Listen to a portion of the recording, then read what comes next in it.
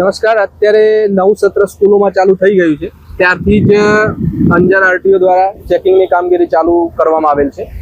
નવું સત્ર ચાલુ થતા જે વાહનોમાં ફિટનેસ, પાસિંગ, ઇન્સ્યોરન્સ, એક્સ્ટ્રા વધારાના સ્ટુડન્ટ બેસાડતા હોય એ પ્રકારની જે ખામીઓ ડોક્યુમેન્ટમાં અને એ ધ્યાને આવેલ છે એ બાબતે આરટીઓનું સઘન ચેકિંગ ચાલુ છે.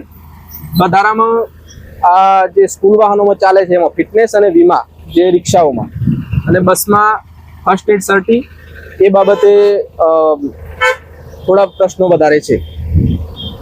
અંજાર આરટીઓ તરફથી એ જ કહેવાનું થાય કે આપના બાળકો એ આપણી પોતાની સુરક્ષા, એમની જવાબદારી સુરક્ષા આપણી છે પોતાની.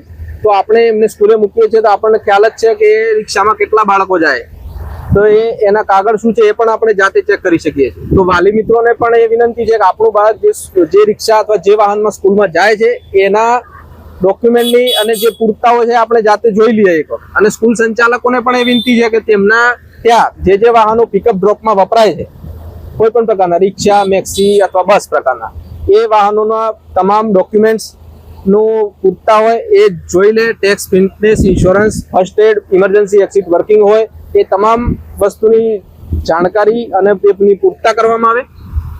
વધારાના કોઈ સ્ટુડન્ટ બાળકોને એમાં ના બેસાડવામાં આવે એ પણ સંચાલકોને અને તમામ ઓપરેટરોને, માતા પિતાને વિનંતી છે કે આ બાબતે ધ્યાન આપે. હાજી, આટલા દિવસમાં સ્કૂલ ચાલુ થઈ ત્યારથી જે ચેકિંગ ડ્રાઈવ ચાલુ છે એમાં અત્યાર સુધીમાં લગભગ 70 વાહનોને ચલણ આપવામાં આવે છે, જેમાં અંદાજિત 3 લાખ સુધીનો દંડ કરવામાં આવેલ છે અને 3 વાહનો ડિટેન કરવામાં આવેલ છે.